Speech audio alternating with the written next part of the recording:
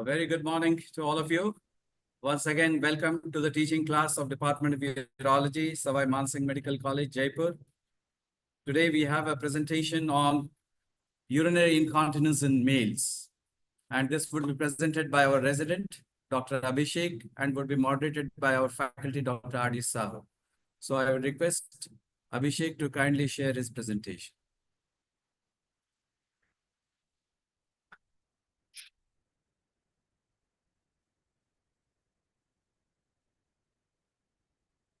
Sir. Good morning, everyone. So, incontinence is defined by the ICS as the complaint of any involuntary loss of urine, or in other words, any leakage of urine. It is a part of storage LUTs. So, it is more common in females to the ratio of 2:1, and the prevalence increases with age 1 to 39%, 3 to 5% in young and middle-aged population, and 11 to 34% in old-age populations. The causes can be remembered by the pneumonic diapers, delirium, infection, atrophic urethritis, pharmacological agents, psychiatric illness, endocrine disorders, reduced mobility, stool impaction, and surgery. The types are stress urinary incontinence, urge urinary incontinence, mixed, nocturnal enuresis, continuous incontinence associated with chronic retention, and others. Stress urinary incontinence is due to effort like sneezing, laughing, coughing, not caused by a bladder contraction, and there is a rise in intra-abdominal pressure which exceeds the intraurethral pressure, causing the leak. It is more common in women, and in men it is seen after prostatectomy when there is damage of the external urethral sphincter. Urge urinary incontinence, it is a part of overactive bladder syndrome, the wet type, and the 90% overactivity on UDS, which leads to a rise in intravesical pressure that overcomes the outlet resistance. The mixed incontinence is uncommon in men. It may occur after prostatectomy. Nocturnal enuresis, there is intermittent incontinence during sleep, and the prevalence is 10% in children aged 7 years, and 2 to 3% persists into the adulthood, but it can manifest later in life also. It may indicate high pressure chronic retention, and there is risk of upper tract dilation and the renal failure. Continuous incontinence is rare. It may be due to a fistula from prostate to rectum, major sphincteric abnormalities, exostrophy of the bladder or epispadias, ectopic ureteric orifices, and severe incontinence may be perceived as continuous by some people. Then incontinence associated with chronic retention, also known as overflow incontinence. There is a failure of bladder to empty, and there is a risk of autonomic dysreflexia in patients with spine cord injury, especially above T10 level. Other types are postural. For example, patient is sitting after walking or lying down. And insensible is patient is unaware of how he became wet, but he's wet. Then there can be post-micturition leakage or dribble, and the incontinence may be functional, seen in elderly patients when there is absence of any lower urinary tract dysfunction, but it is due to cognitive function or mobility problems. The person is not able to reach the washroom. History includes asking about the type, frequency, and severity of the incontinence, the precipitating factors, social impact, the effect on hygiene and the quality of life, the measures used to contain the leakage, for example, the number of pads, if the individual seeks or desires helps, and it should be differentiated from sweating or urethral discharge.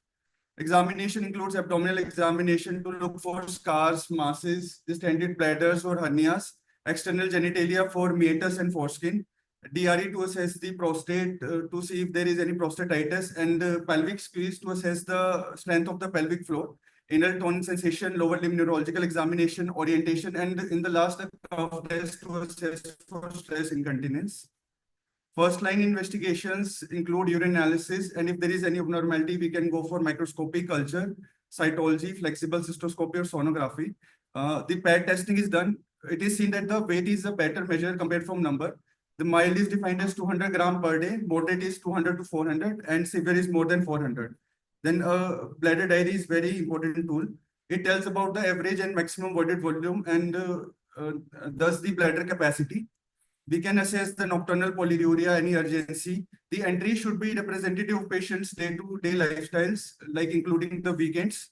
And ICIQ recommends that 3 days appropriate length for the bladder diary. This is a sample of bladder diary. It includes time, drinks, the amount and type, urine output in milliliter, bladder sensation, and the pads. So the person will write when he woke and when he went to sleep. Then he will write the amount of drink in ml. and the type of liquid he takes. And then in the urine output in ml. If he is unable to measure the output, he can just put a tick. And if there is a leak, he will write leak. Then the bladder sensations are graded from 0 to 4. 0 is there is no sensation of needing to pass, but the patient is voiding due to social reasons, like he is going out. And 1 is there is normal desire to pass urine and no urgency. 2 is urgency, but it has passed away before the patient even went to the toilet. And 3 is urgency, but the patient managed to go to the toilet and there was no leak. And 4 is the patient had urgency, he could not reach the toilet in time and there was leak. Then quality of life questionnaires, there is one short form and long form. The short forms helps to differentiate between stress and the urge incontinence. And the long form also includes the storage and voiding symptoms which are covered by IPSS and the bother of each symptoms. So this is a long form. It consists of 24 questions. The score is from 19 to 76, and more the score indicates more severity. And there is this short form which consists of 6 questions. First and 2 questions are name and the sex of the patient. And third is how often do you leak the urine, graded from 0 to 5. Fourth is how much urine do you usually leak, graded from 0 to 6 to 0 to 46. And fifth is how much leaking interface with the daily life, graded from 0 to 10. It is scored from 1 to 21 depending on the severity. And sixth is how does the urine leak depending on the circumstances. So we can differentiate between stress and urinary incontinence. Then we can go for UFM and post-void residue. A fast rising flow rate indicates overactive bladder resulting from the urgency, and the slow curve with the long tail indicates bladder outlet obstruction. High PVR, if it is associated with high filling pressures, then there may be nighttime urinary incontinence during sleep. Some blood tests may be required in some cases like RFT and PSA. The advanced investigations may be needed in some cases. For example, endoscopy if we are suspecting a stricture, bladder outlet obstruction, blood on urine analysis. And the urodynamic study is gold standard to assess a lower urinary tract function and dysfunction, but it should not be used in every cases. So indications are to identify any factors contributing to the dysfunction and to know its consequences, to predict the outcome of any therapeutic intervention, and to investigate for treatment failure or just before any surgical intervention. So in an index non-neurological case, the bladder can be normal. There may be detrusor overactivity or there may be poor compliance. If there is a leak during filling cystometry when a detrusor overactivity wave exists, this is known as detrusor overactivity incontinence. And the urgency or the provocative maneuver should be marked on the UDS paper. If there is leak on increasing the intra-abdominal pressure, it is known as urodynamic stress incontinence instead of SUI. So SUI is a symptomatic clinical diagnosis even before UDS is performed. The cuff-induced DUI is when the cuff initiates an involuntary detrusor contraction, and the leak is not due to increase in abdominal pressure, but due to detrusor contraction. And similarly, clinically, it seems like stress urinary incontinence, while the UDS shows otherwise. So we can fill the bladder in a lying position. So detrusor overactivity is less likely to occur. And on cuffing, if there is a leak in the absence of detrusor overactivity, it is urinary stress, urodynamic stress incontinence. And if the patient does not leak with cuffing and without detrusor overactivity, it indicates only detrusor overactivity incontinence. If the patient leaks while lying down without detrusor activity, it is a mixed type. Coming on to the management. So urgency urinary incontinence, we go for behavioral modifications and lifestyle changes like cutting down the fluid to 25%, but it should be at least more than 1 liter. Then we go for bladder training and pelvic floor muscle training to supplement the fluid manipulation. It should be done for at least 6 weeks, but ideally 3 months. Then we go for antimuscarinic therapies. At least 2 drugs must be tried for at least 6 weeks, starting from a low dose and titrating up to the maximum. Various drugs available are oxybutynin, tolterodine, fesoterodine, solifenacin, derifenacin, propavarin, and trospium. Mostly they are oral, but oxybutynin is available in topical and skin patch. Solifenacin has a better efficacy and less risk of dry mouth, and fesoterodine has better efficacy, but there is higher risk of discontinuation because of the side effects. Then trospium chloride, which is a non-selective quaternary amine, has a good efficacy with no cognitive effect. It has less propensity to cross the blood-brain barrier. Mirabegron is a beta-3 agonist metabolized in the liver, and more than 50% is excreted in the urine. Mirabegron has a superiority in efficacy, but there is risk of palpitations and headaches due to the hypertension. Then we can use a combination of antimuscarinics and beta-3 agonist. And PDE5 inhibitors have also been shown to improve LUTs and incontinence in men. They basically relax the smooth muscles of the prostate, bladder, urethra, and improve the blood flow, which improves the patient symptoms. Tadalafil is the only FDA-5 approved inhibitor for avoiding LUTs. The other modalities are the cystoscopic injection of the botulinum toxin. The ONA botulinum toxin is the only licensed formulation. In idiopathic cases, we give 100 units, and in neurogenic cases, we give 200 units. However, there is side effect of urinary tension in 10% of the patient, and patient should be explained that he might need CIC later. Injections are repeated typically every 6 to 9 months. Then we can go for sacral neural modulation. It is done in 2 phases, test phase and stage phase. However, nowadays we are doing it in single phase. It modulates the nerve supplying the bladder, and the battery is changed every 5 to 7 years. The cure rate is 39%, and improvement greater than 50% is seen in 67% of the patients. Then percutaneous posterior tibial nerve stimulation, the response rate is 54 to 81%. There are 30-minute sessions once per week for 12 weeks, followed by once per month, but it is not due to low efficacy. Others are containment products like patient can use pads, permanent suprapubic catheter, or periurethral catheter. Then there are some major surgical operations. We can go for urinary diversion, incontinent using bowel, continent diversion with nipple valve or flap valve, then rectal reservoir or ureterosigmoidostomy. We can go for bladder reconstruction, augmentation cystoplasty, or substitution with orthotopic new bladder. In adults, auto augmentation is no longer recommended for treatment of detrusor overactivity because of the long poor-term success due to its very complications. Then stress urinary incontinence, we can go for pelvic floor muscle training. After radical prostatectomy, even without treatment, the patient continues to improve for 6 to 12 months. So we give lag time to start any other treatment. Meanwhile, we can use things like triple stop, as shown in the diagram, containment products, catheters, incontinent pads. We can try duloxetine. And surgical treatment, we have artificial urinary sphincter, which is the gold standard treatment. We can also use bulking agents, slings, and the PROACT device. Then magnetic therapy, it was started in 1998 for pelvic floor muscles. It is based on Faraday's law of magnetic induction. The magnetic field induces an electrical energy which stimulates the nerve and causes muscle contraction. And over time, it will lead to strengthening of the pelvic floor. It can be used in all types. It is painless. There is no need for probe, no need to undress the patient.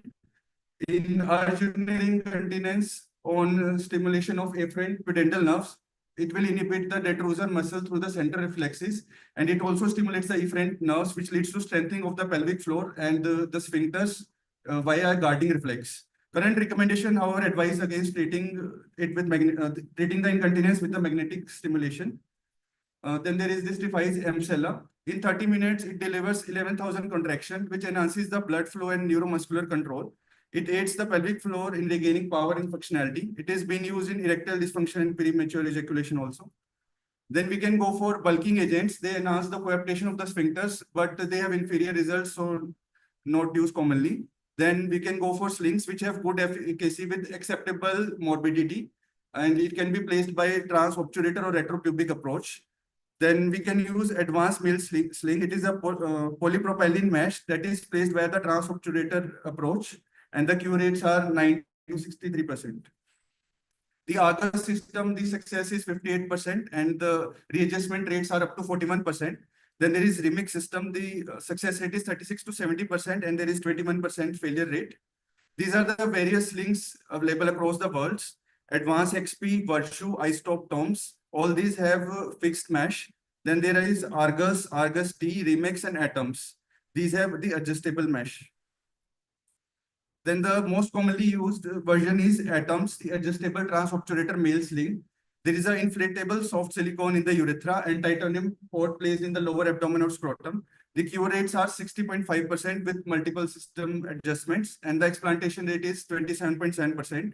Nowadays, we have third generation Atoms, which are basically smaller in size and silicone based. This is a clip showing the Atoms device. So we make a perineal incision, and this sling is placed via the transobturator route. the mesh is drawn, and then it is fixed to the cushion, and the sutures are placed. The port is inserted into the scrotum. This is the sphincter cushion. These are the mesh arms, and this is the port. The port can be filled post-operatively, and the lifelong adjustment can be done. So there are some contraindications to these links. The absolute ones are bladder pathology with the possibility of renal compromise.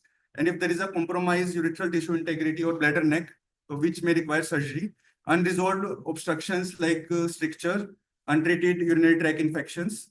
There are some relative contraindications like history of prior radiations, likelihood of future procedures like surveillance cystoscopy for carcinoma, severe incontinence, which is unlikely to resolve by single procedure, if there is a history of AUS placement. However, an AUS may be placed after a sling procedure if there is a shortened life expectancy secondary to significant comorbidities. Complications can be transient perineal pain, urinary retention, de novo urgency, infections, device erosion, or slippage. This is a PROACT device. There are compressive balloons in the bladder neck area. The volume can be adjusted via the two scrotal ports. The continence success is up to 68% and the explantation rate is up to 55%. So artificial urinary sphincter, the first sphincter was described in 1973, AS721 by Scott et al. This is the clip showing AMS 800 device. This is deactivating the device. He gives the squeeze and release the lower part of the control pump several times. So the fluid comes to the reservoir. Then he waits for the 60 seconds to partially refill the pump and then press the deactivation button. So after pressing the deactivation button, there will be indentation in the lower part and the sphincter will be deactivated. The cuff will now remain open.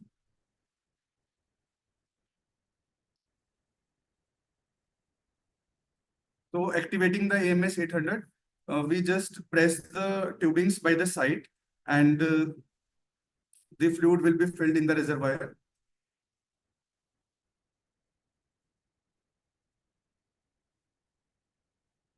Then we just squeeze the lower part and the ureteric cuff will be filled, which will compress the urethra and the sphincter, and the device is now activated.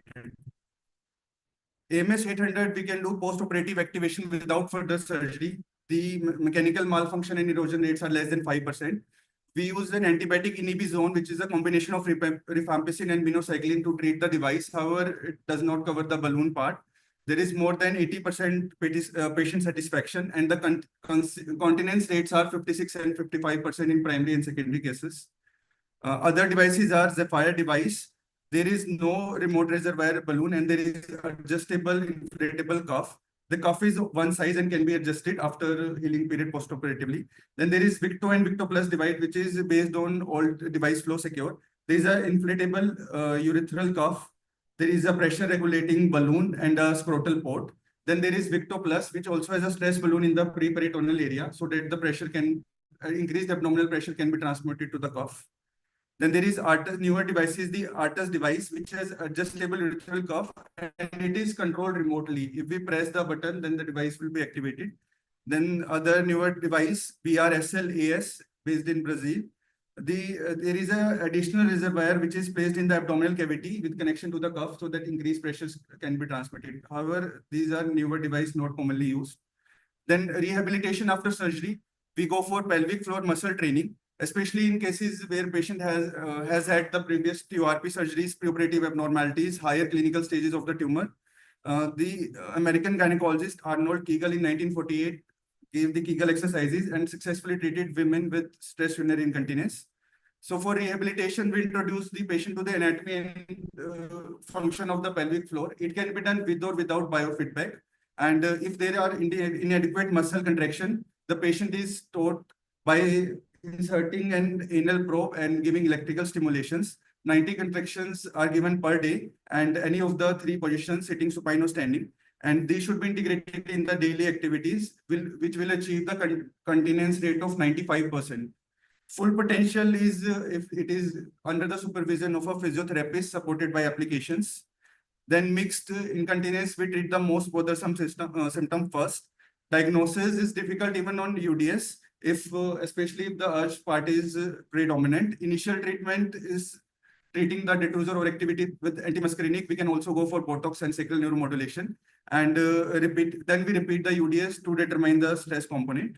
Other types are treated based on the cause. For example, DRP can be done for obstruction.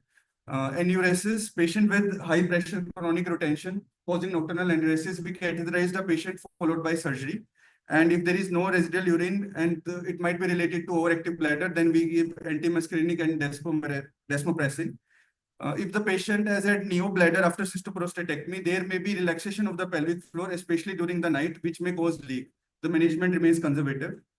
For post-micturition dribble, we can go for pelvic floor muscle training, a strong pelvic speech, or the urethral milking.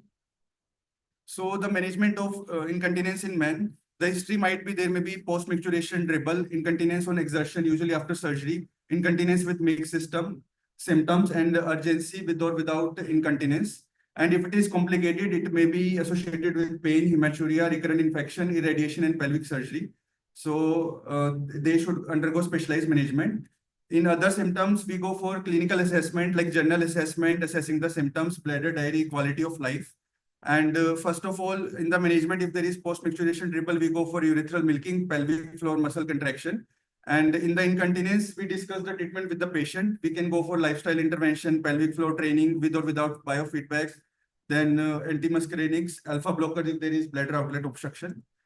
Then if there is failure, then we can go for specialized management. In specialized management, if it is complicated case, for example, there is history of radiation or surgery, we consider scopy, urodynamics, and we manage the patient accordingly. And if there is treatment failure in post-prostatectomy, incontinence, and incontinence with urgency frequency, we consider urodynamics and scopy. And then we diagnose as stress, mixed, or urgency. If it is stress, we can go for slings or artificial urinary sphincter. If it is urge incontinence with bladder obstruction, we go for alpha blockers and beta 3 agonist. If it is urgency with coexisting underactive detrusor, we can go for intermittent catheterization or antimuscarinic beta 3 agonist.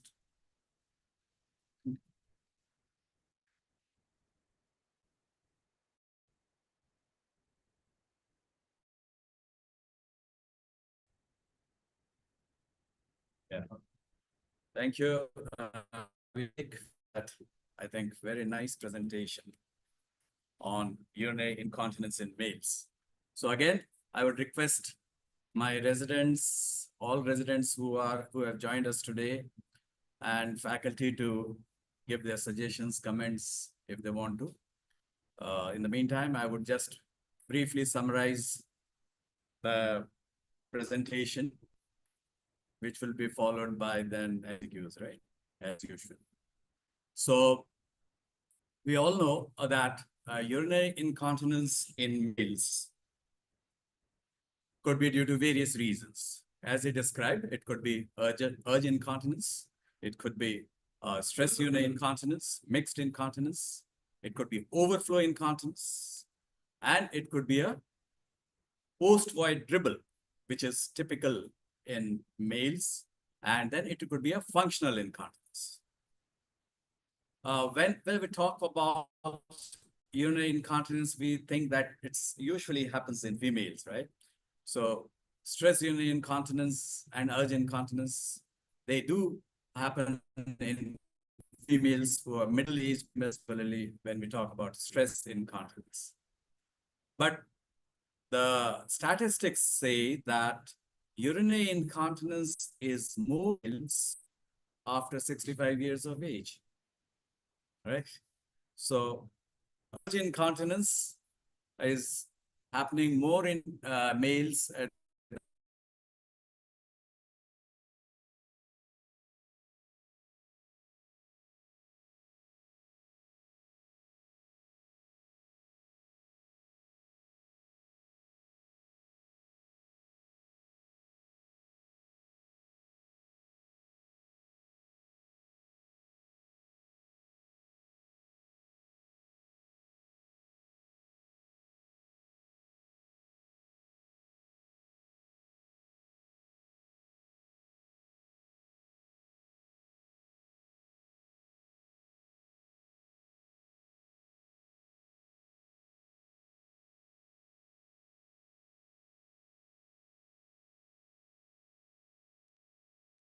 Yes, I hope you all can hear me now. So, so history has to be a focused exam, a history taking, and because then we have to kind of uh, tone down to what exactly could be the cause of urinary incontinence. And then proper physical examination of the patient is important. And the important investigations would include the various, I think, urine routine examination, urine culture and sensitivity, and the imaging study, ultrasound to know the post-void residual urine, etc. So when we talk about overflow, usually if it is the PVR is more than 300 ml, that means that probably the patient is in chronic retention and we need to catheterize the patient. If it is usually more than 200 ml, that means the patient may have urinary incontinence due to overflow. And once we have done this, then comes the treatment part. So again, the investigations would include also the urodynamics study, particularly when we are talking about mixed incontinence and urge incontinence, right?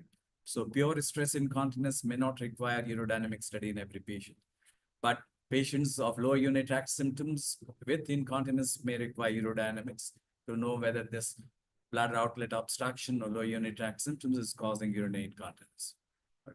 So these are the investigations that we usually do. And then in the management, we need to, but while taking the history, and it's very important to ask the patient to have a voiding diary. This is very important in all patients with lower urinary tract symptoms, particularly with urinary incontinence. So always ask the patient to have a 3-day voiding diary, which tells you a lot about his urinary symptoms. Once you have done it, then you actually narrow down to your type of urinary incontinence, and then you treat the incontinence accordingly. So all these patients could be managed basically by 3 types of treatment. One is non-pharmacological therapy, where it requires lifestyle management in the terms of fluid management, fluid restriction, uh, avoidance of caffeinated beverages and tea and coffee, alcohol, etc., reduction of weight, and Kegel exercises by with or without biofeedback. So all these are non-pharmacological management in these patients. Then some adjunctive kind of therapies in terms of uh, uh, you need to, like a patient of overflow incontinence, you have to catheterize the patient, or sometimes these patients may require external devices like condom catheters or penile clamps, etc. So these are important. So whenever you do take the history, try to focus on whether these require an immediate attention or not. So suppose a patient of overflow incontinence, chronic retention would require immediate catheterization. Otherwise, the patient may go into kind of obstructive uropathy also, renal failure also sometimes. So these require immediate attention. And sometimes they may have reversible causes, particularly if they are associated with infection. So you treat them with antibiotics. If they have associated any medication which is causing problem. So there are many medications which can aggravate and cause urinary incontinence. So they need to be stopped or changed. So I think these are things which are reversible and they have to be managed accordingly. Then the actual management, either pharmacological, we all know urge incontinence require antimuscarinic therapy, and he has enumerated the various drugs. Only thing is, the patients who are older, they need to be given drugs like trospium hydrochloride, where it doesn't cross the blood-brain barrier, and derifenacin, which has less of cardiac and cognitive problems. And in pediatric children, we usually give oxybutynin, which is a safer drug in pediatrics. Then in stress urinary incontinence, we all know about duloxetine, which can help in these patients. And if there is associated lower urinary tract symptoms, then you give alpha blockers. And once they do not work, then definitely we require surgical management. So stress urinary incontinence, the slings are there. The perineal slings and the bulking devices sometimes might help. In urge incontinence also, these there are like as you said about the Botox or the sacral neuromodulation and TENS, and so all these might help before you go to very kind of other radical surgeries. I don't think, as you described, the augmentation cystoplasty, but in patients who have neurogenic causes, yes, definitely there may be a role of augmentation cystoplasty, which may help to denervate or sometimes, but again, the chance of recurrence is very high.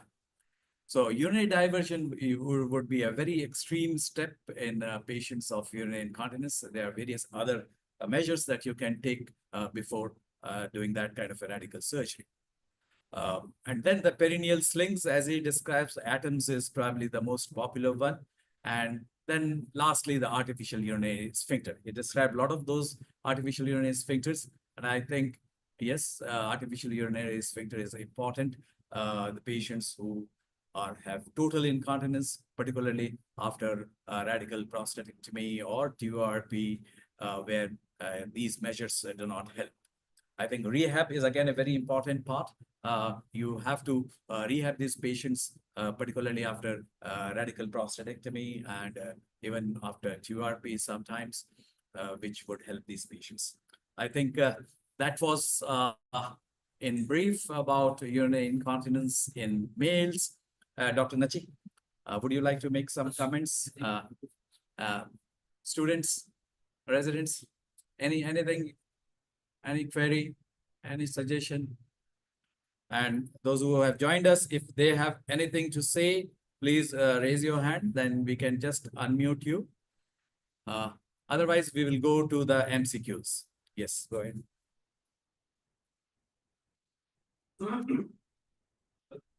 Yes, please go ahead.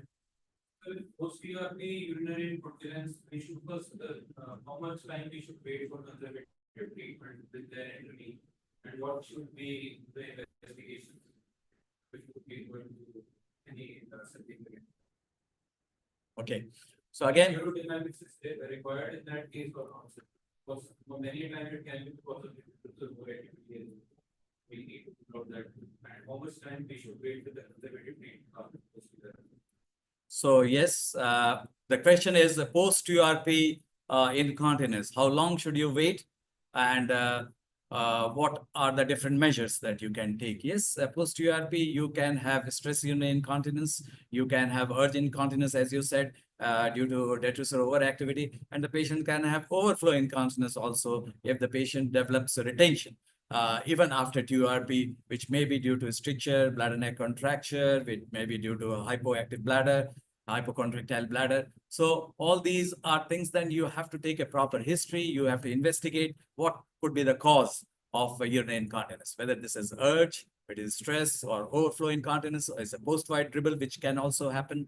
So once you narrow down your kind of a diagnosis, then you have to treat accordingly as we treat any other urinary incontinence patients. The question of how long you should wait, I think you should wait at least for 6 months to 1 year, 6 months to 1 year before you take kind of a step to surgical management of the urinary incontinence in terms of artificial urinary sphincter or a perineal sling. So stress urinary incontinence can be tackled by perineal sling usually. And if it is a total incontinence due to damage to the external sphincter, then you need an artificial urinary sphincter. And I think you should wait at least a year before putting up an artificial urinary sphincter. UDS, yes. UDS, when we are suspecting these patients an urge incontinence or some kinds of mixed incontinence, UDS can help us to know whether this could be due to overactivity. Yes, definitely. And infection also could be the reason. So we have to try to focus and try to find out the cause. So we go to the MCQs now. The initial assessment of men with urge incontinence includes, urinary incontinence includes all of the following except a flow test, invasive urodynamics, frequency volume chart, urine analysis, quality of life questionnaire. B. Yes, sir. Huh? B. B? B. Okay, so frequency volume chart is very important. Voiding diary, urine is important. Quality of life questionnaire is important. So one more thing that we missed is the tools to measure the urinary incontinence. So there, as you said, there are various questionnaires. They are indexed. One is the Michigan Incontinence Symptom Index, and then you have that ICIQ short form, and then you have a 24 hours pad weight.